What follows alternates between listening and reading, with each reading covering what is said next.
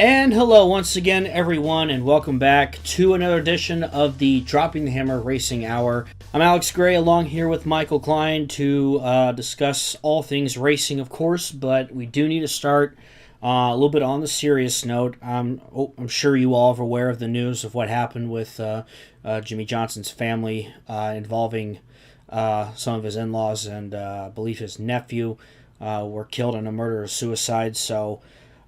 Jimmy was supposed to race at Chicago this weekend, but of course they have since withdrawn the 84 entry, which is absolutely understood. So we just want to offer our condolences and our thoughts and prayers to Jimmy and his wife's family at this time.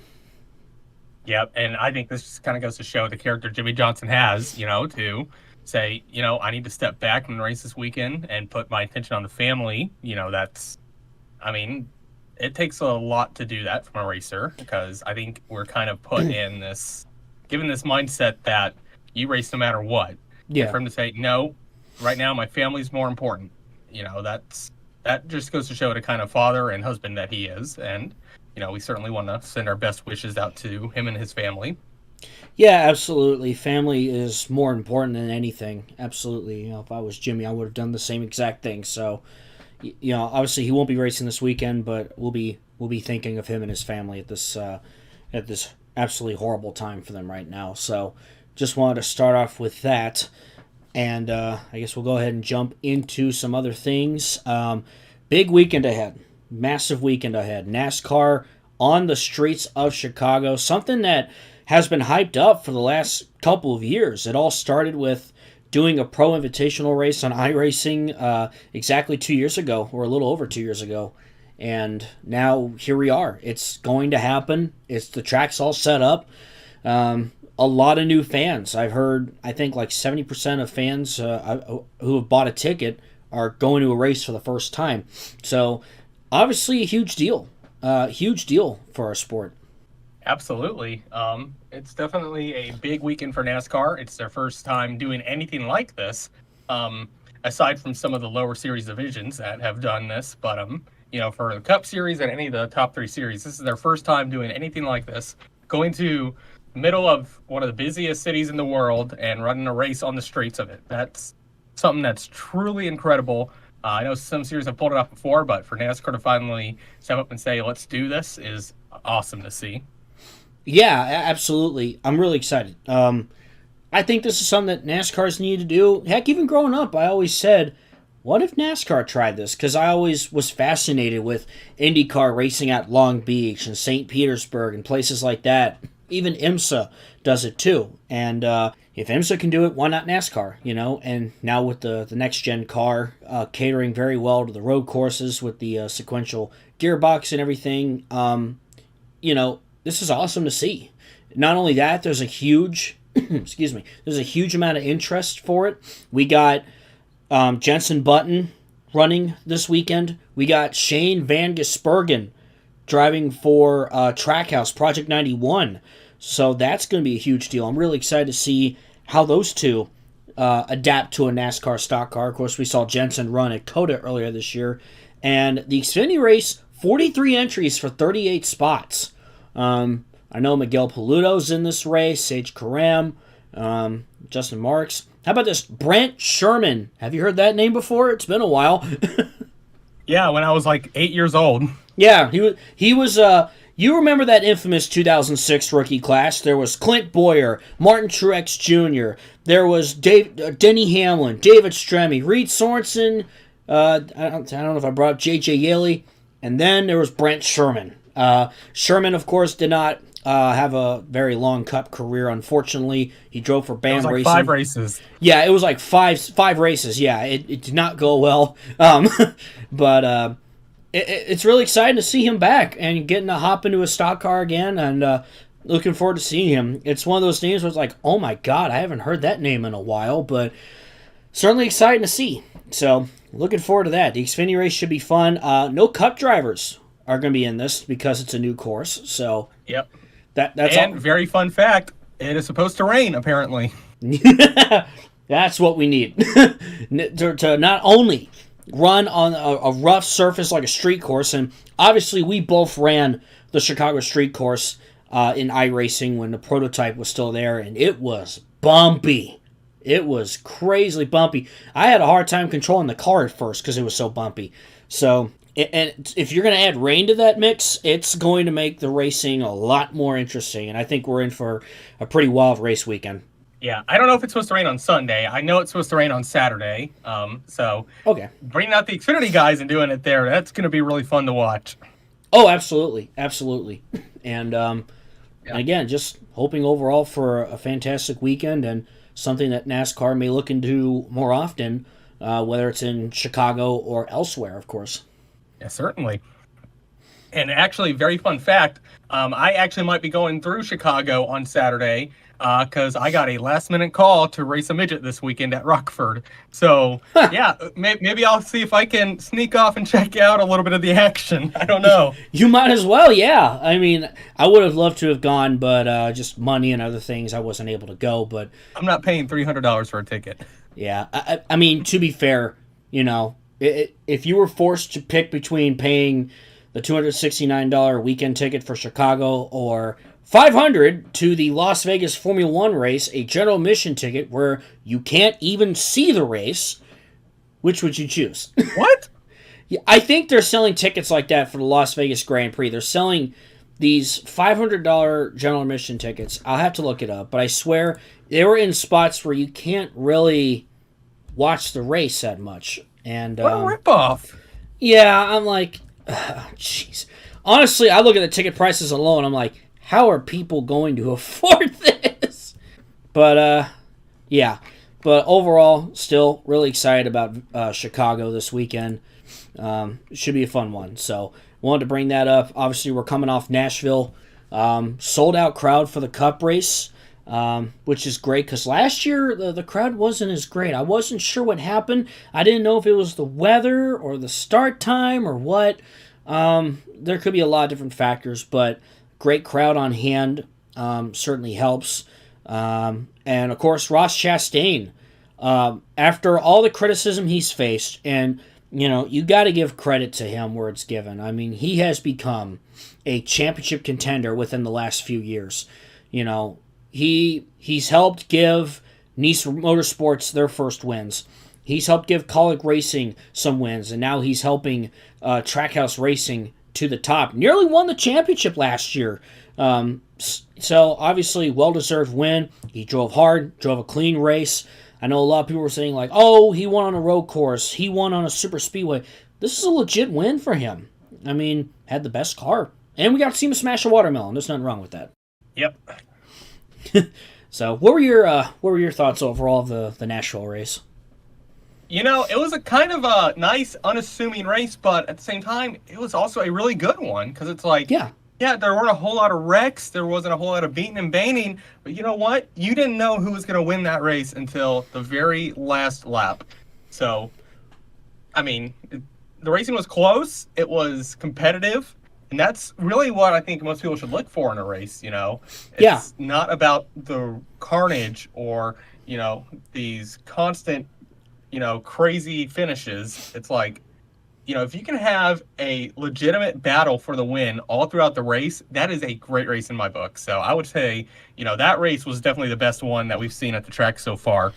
Yeah, absolutely. I agree 100%. It was a great race. MTJ, he was there the entire time. Sure, lap traffic was a factor and stuff, but he never gave up. He was still there.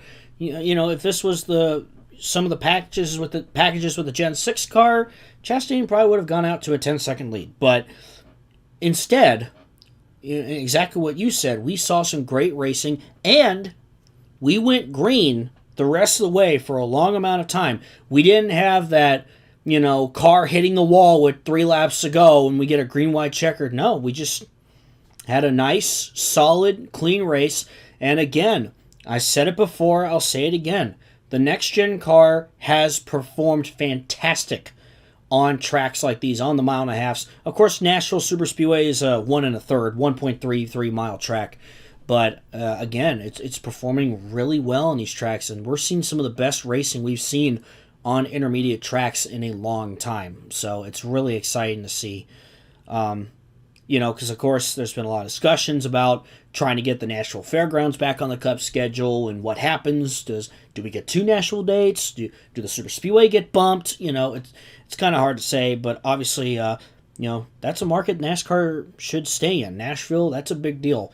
That is a big party city, and a thriving one for sure. Yeah, it's I personally would love to see them go back to the fairgrounds. If the group Karen would not, which by the way, yeah, look it up. The group is called Care Nashville. Yep. Okay, so it's like, why is it Care Nashville and not Karen?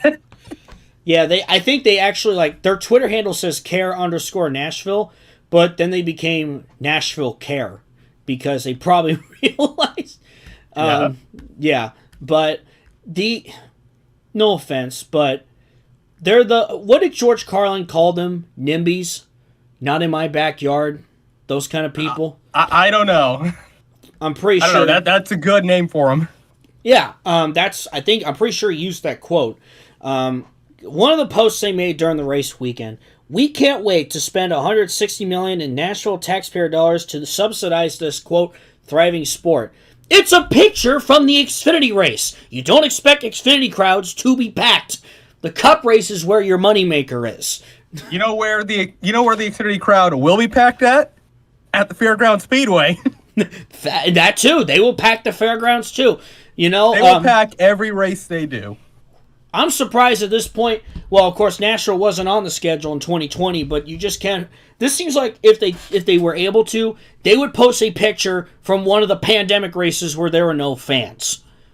Oh no, I've seen people do that. Yeah, well, people have done that to show how bad the attendants are at some tracks. I saw somebody do that with Kentucky. Actually. Yep, I know exactly what you're talking. No offense, it was a good, it was a well thought through good video, but still, why did you use that picture? I got pictures from 2011 to 2019, and I could show you the crowds. Okay, I could tell you that 2017 was a good crowd, but then again, you can say, oh well, Junior last season, that's probably what it was. I know the next 2 years there were some empty spots in the crowd, but yeah, I mean, that's what you get sometimes this day and age, is anything to push your narrative, I guess. Nobody's at the track in Nashville, and then everybody straight up ratioed them with hey, look at the Cup race, it's sold out. So yeah, there's this one Twitter account I've been following. Every time that Care Nashville place posts something, he just says ratioed by this ARCA driver. Ratioed by this ARCA driver. That's great. Oh my gosh. And it's just part of the many changes that NASCAR's making. Because I remember, I think I was playing NASCAR Heat 5 with some friends. This was, 3 years ago. And then suddenly, I think somebody tweeted, Nashville Super Speedway to come back in 2021. I was like, what? And then I saw Bob Parker's tweet. I went, oh, Nashville Super Speedway, after a decade of doing nothing, is coming back. That's awesome. Which is great. Great story. Same deal as I said with Gateway. Again, that track, both tracks, formerly owned by Dover Motorsports, by the way. Of course, they got swallowed in by SMI. 2 tracks that, nearly went away completely. And they got picked up, they got saved, and it's good to see them thriving again. Save Kentucky? Yep, that's gonna be our thing, because we're from that area. So before that track is my second home. Okay, same. That for 15 years I went to races there. I ironically was talking to a lot of guys at work about the track, and just talking about hey, I work at a TV station. Of course, they were talking to me about how the Cincinnati every year has a Labor Day firework event called the Western and Southern WEBN Fireworks. Well, obviously in 2020, they couldn't have it downtown, right? So they decided, they kept promoting, we're going to broadcast it from a secret location. And after the fireworks show, the lights lit up, it was Kentucky Speedway. And the engineers were telling me, oh yeah. Really? Yeah. And I don't remember that. Really? You don't? Yeah. I don't remember that. Okay. Yeah, well, I remember watching it, and I was like, Oh, that's so cool. It was, I was like, that's kind of cool they did that. So I just remember some of the engineers at work telling me about that and, talking about like how crazy it was. I was like, we had to keep everything secret, because we wanted to make sure, because I think people tried to go out to Milford and like, it's not there. And then they were like, here we are, we're in Kentucky Speedway. And then 2 weeks later, here's the 2021 schedule. Where's Kentucky? Oh, it's not there. A lot of fun memories. Obviously, that was a whole cool thing that they did there, putting the WBN fireworks there. I know I got off topic there, but, we just have a lot of stories to share of that track, as crazy as it sounds. It hosted races for 20 years, so, Yeah, we should do a whole episode on some of our Kentucky Speedway memories. I think that would be a great episode to do. Yeah, that would be kind of fun, actually, to just kind of share our stories, because ironically, we've discussed this before. You, me, and your brother, John, have crossed paths without even knowing in the past. Because I went to the 2007 IndyCar race. Dario flipped. You said you were there too. So yes, as a young Dario Franchitti fan, that was sad to watch. Yeah, that whole race was. Yeah, I just remember sitting there going, "Oh my God, what was that?" I went to the one 2 years prior. That was my first ever IndyCar race. Danica, I admit, I was a fan of her because I was like, "Hey, female driver, woo!" Come on, I was like 8 years old, right? She started. Nothing wrong with that. Yeah, she started on the pole, had a fast car, and she had some mechanical issues, and she was able to get back out on the track. But I didn't realize this. Scott Sharp, that was his last IndyCar win that day. I got to see Scott Sharp's last IndyCar win. I didn't even realize it.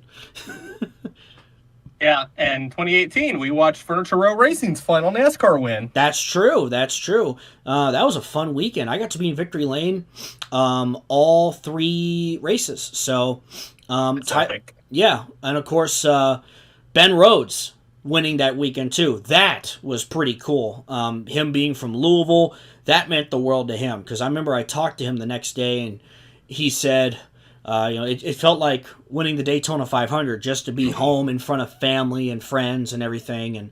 And Ben's such a good guy to talk to. And funny enough, like 3 years later, wins at Daytona twice with the oval and the road course, and then wins the championship. So yeah, that's just really cool to look back on. And then the Xfinity race, I think Christopher Bell won that race, because I think Custer won the next year in 19. Yeah, I'm pretty sure. Oh, yeah. Yeah, pretty sure I got that right. And then... Yeah, I only got the opportunity to be down in the garage area a couple times, Kentucky Speedway, which was 17 and 19. 17 because I was working the ARCA race. Yep. 19, this is back before the pandemic, so they would actually allow you in the garage area. Yeah. If you had an ARCA credential for a truck or Xfinity race. So, yeah, so I just ended up going in there. Hung out with my buddy John Pittman for a little bit. Ended up getting to serve on Nemco for Joe Nemechek, which that was freaking awesome. I mean, I did the bare minimal work, but, I guess it's more than most people can say. But, yeah, it was a great weekend, and I just wish I could have that back. Yeah, me too. I had media credentials for that ARCA Xfinity weekend in 17.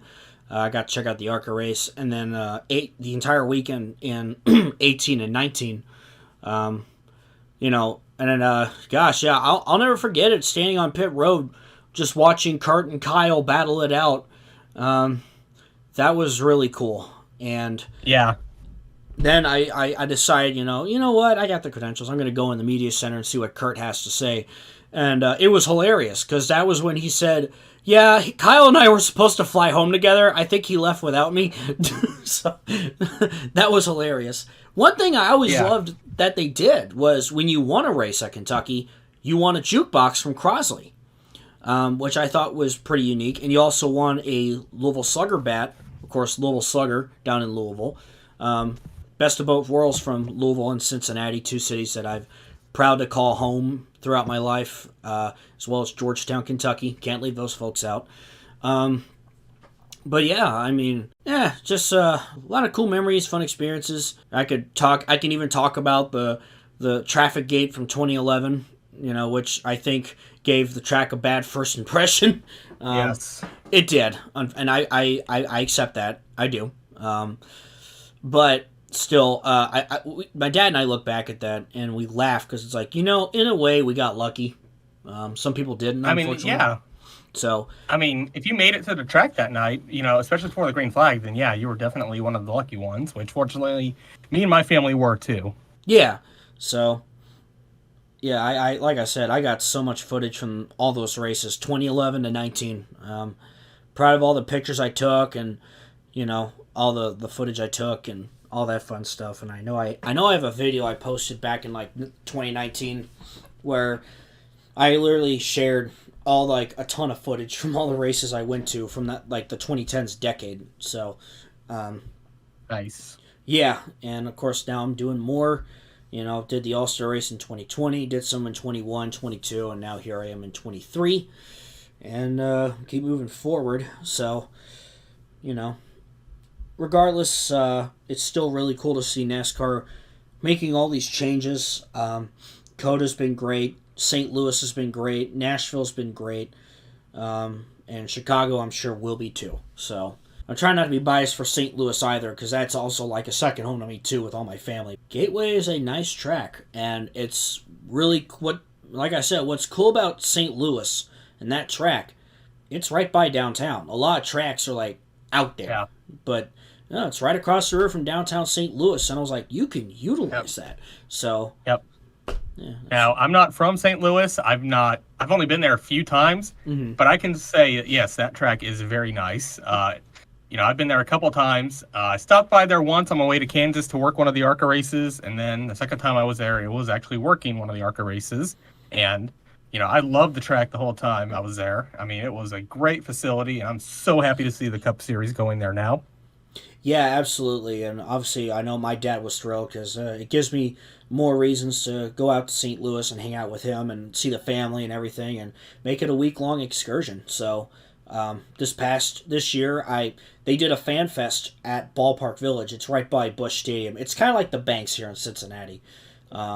They had Kyle Larson signing autographs. Curtis Francois was there. I got to talk with him. He's in my Gray Speed at the Track video. And, I just couldn't help but say thank you, And I got to talk to some folks and talk about, oh, yeah, we used to go to Kansas all the time, so now to have a track in our backyard is fantastic. And not only that, I realized Kansas is like 20 miles from Kansas City. So that's yeah, it's really close. Yeah, so I'd like to get out to Kansas at some point. Definitely would love to. I might be going later in the year, actually. Oh, sweet. Okay.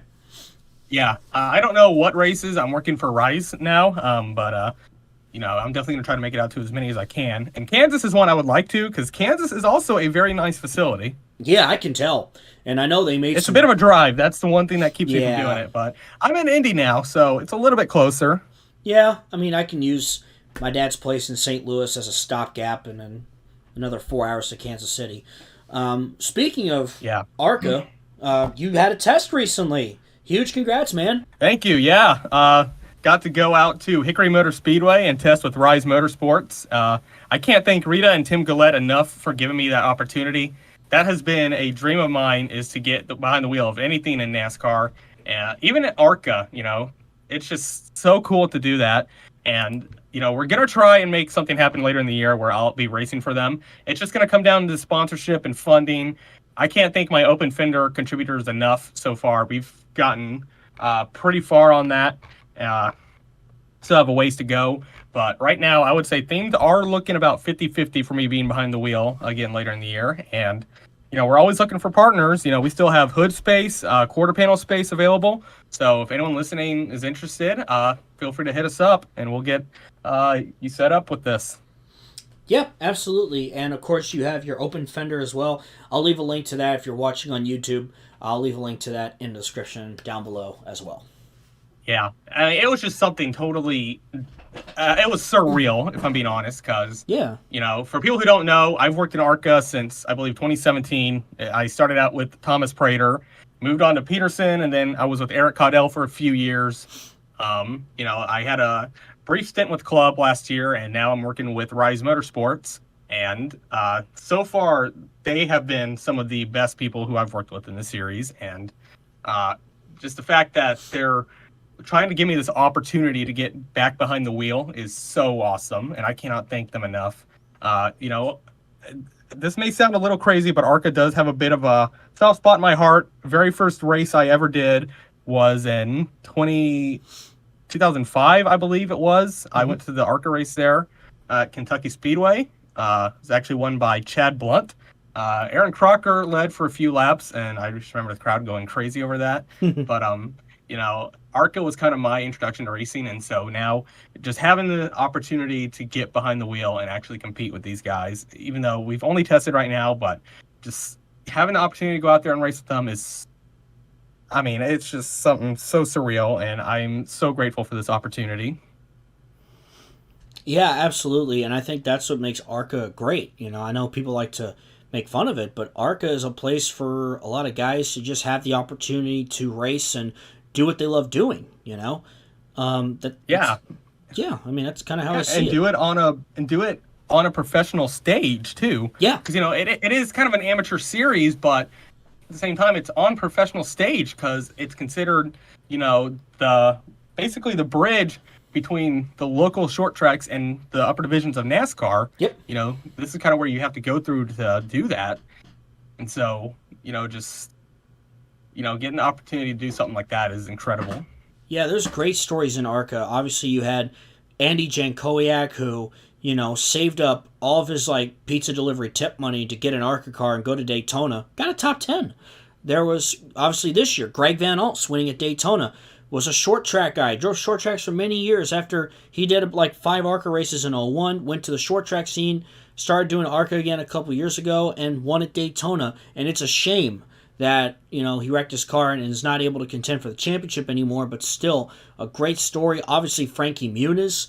Obviously, We got Malcolm in the middle in this series. yeah, Malcolm in the middle, Mr. Malcolm himself. So, Yeah. really cool to see him, and just there's a ton more examples, and Oh, you know, yeah. ARCA needs to have that kind of appreciation as much as people like to poke fun at it. Yeah, and I mean, I'm not going to sit here and say the series isn't without its faults. You know, there's definitely some of it, but I would rather stay behind and try to help them through that Yeah. and help build the series back up to where it needs to be, you know, from where it was maybe 10 years ago. Yeah, absolutely. You know, and ARCA has even had their greats. You know, I can name a few: Bobby Gearhart, Frank Kimmel, Tim Steele, just to name a few. Yeah, you know, one guy who constantly gets looked over, I think, just because he's definitely from way back when, is Iggy Katona. Yeah. If you look him up, his stats are incredible. I mean, Frank Kimmel didn't break his wins record until like 10 years ago, I think, very late in his career. Mm-hmm. So, but yeah, if you go to an ARCA race, you know, and it's also very fan friendly. They always allow the fans out onto the front stretch before a race for autographs. It's, you know, I would highly recommend getting to a race if you can. Which, Yeah. by the way, well, talk about Andy Jankowiak. We need to get a video of him delivering pizza to Brayton Laster at one of these races. I would love that. And of course, Braden, we had him on the podcast not too long ago. There's another example too. I mean, you know, Braden has grown some popularity since starting out in ARCA and doing some races, and you know, and he's absolutely hilarious on social media. Give Braden a follow if you can. He obviously there's been some air quality issues even here in Cincy with all the wildfires going on in Canada, and Indianapolis was like listed as one of the worst quality cities or something. He made a joke Oh yeah, just it's saying, bad. yeah, It's actually really bad here. My asthma was really bad this morning, so I actually ended up having to put one of my old wow. COVID masks on. Yeah, I mean, my allergies were kind of acting up. I remember I got off work yesterday. I decided to go to just, you know, check out Newport on the Levee and just chill there for a few minutes. I was like going down and just, you know, looking at the skyline from the river, and I could see the haze. And it kind of sucks because, you know, I just like looking at the city, especially what should be on a clear day. And it's it's Right. a really difficult situation, and obviously we hope those folks who may be affected by those wildfires are remaining safe, of course. Absolutely. But So, yeah, you know, it's definitely ARCA has a great charm to it, and we would recommend if you're trying to get started in racing, this is a great place to go to if you're trying to do that. Absolutely. Absolutely. Excuse me. Yeah, ARCA, and of course, a lot of the young guys you may see in the Cup Series, a lot of those guys started out in ARCA. I'll show you an example. We mentioned Gateway. I went to the ARCA and truck races. It was a doubleheader back in 2019, June 2019. That race featured a great finish between Sam Mayer, who's driving for Dale Earnhardt Jr. in the Xfinity Series, and Ty Gibbs, defending Xfinity champ and now in the Cup Series for Joe Gibbs Racing. Battle it out. Ty Gibbs got his first ever ARCA win that day. And I think Carson Hocevar was also in that race too. So, and of course, he's tearing up the truck circuit now. So it's kind of fun to look back on, seeing that race and go, wow, look at these guys and where they are now. It's really, it's really fascinating. I feel like looking up who else was in that race. If I can pull up the Gateway race here. Let's see. Yep. Yeah, I remember watching Carson Hocevar run an ARCA, and I had a few interactions with him, and every time he was such a really cool guy. I mean, even if he wasn't driving, he would be there helping the team out too. Yeah, absolutely. Ty Gibbs, Christian Eckes, Sam Mayer, Corey Heim, Carson Hocevar, Chandler Smith, Tanner Gray. We're all in those. We're all in that race at Gateway. Oh yeah, for sure. So yeah, it's just crazy to look back on that, honestly. Yeah, the one I went to, I think Sheldon Creed won that. I think it came down to him and Zane Smith. Yeah, definitely. Let's see here. Looking at some other bits of news as of recent. Let's see here. Reports, Adam Stern posted that Andretti Autosport, who of course is currently trying to apply for expansion in Formula One, according to Adam Stern, that they may be looking to finally enter NASCAR at some point in the future. How interesting. I remember like 10 years ago when those rumors were going around. Yeah, I think they wanted to be the new Dodge flagship and bring in, I think, Kurt Busch as one of their drivers. I think it was I think they were ready to do it, and Dodge just went, we're pulling out. So, which is a shame, obviously, but it would be really cool to see an iconic team and an iconic name back in NASCAR like the Andretti's. It would give Marco Andretti possibly some more NASCAR opportunities. I'd love to see him get back behind the wheel. I'm trying to remember, is he doing SRX this year? I think he is. Okay, I wanted to make sure. So, I think Marco would do really well in a stock car. I think he really would. Because I know he had that Xfinity start at the Roval, I believe it was. So let's see here. Chicago, Noah Gragson will have Wendy's back on his car. Ironic, of course, McDonald's being a huge sponsor of that race, so we got some competition there. Wendy's will host... Yeah, if you're there, go to the Wendy's booth. Yes. We were at Daytona, and in the infield they had the little fan zone. You literally could walk up and just get a straight-up free lunch. It was awesome.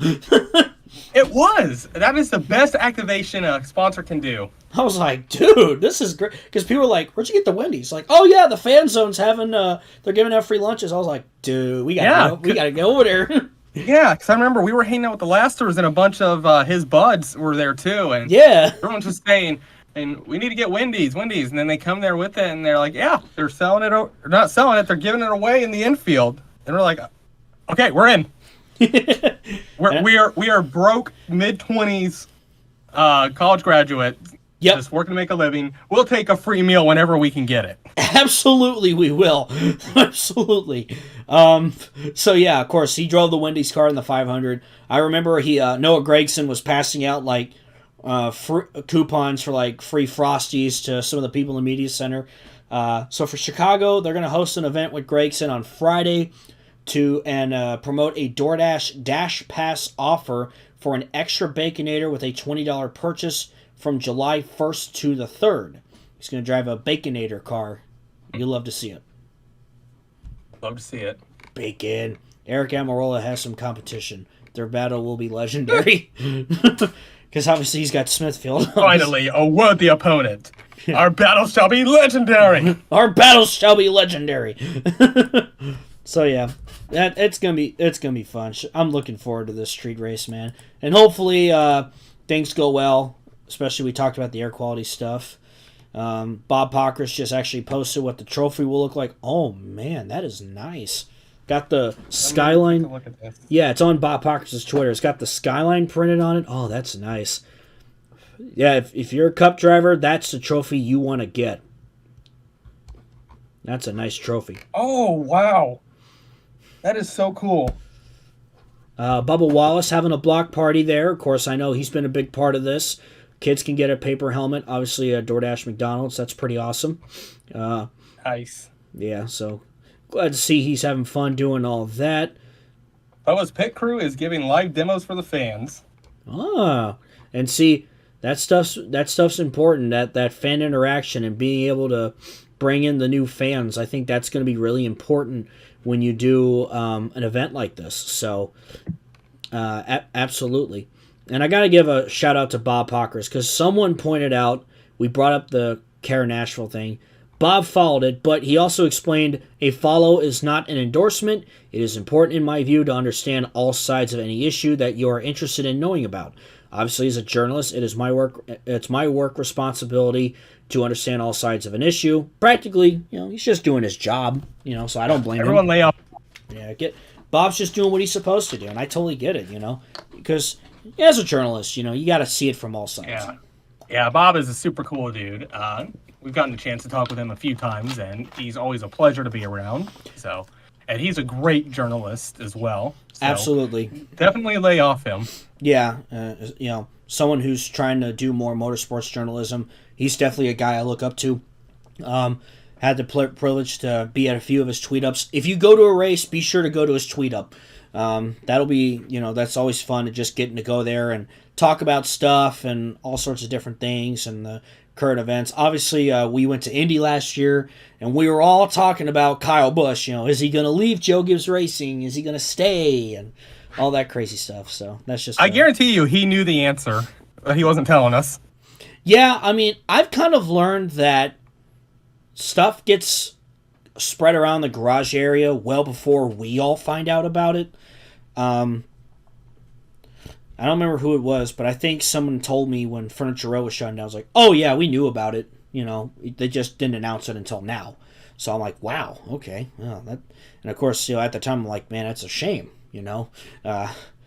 Looking back on just how dominant MTJ was in those days with the 78 car. But anyway, right. Yeah. So definitely, if you're new to NASCAR.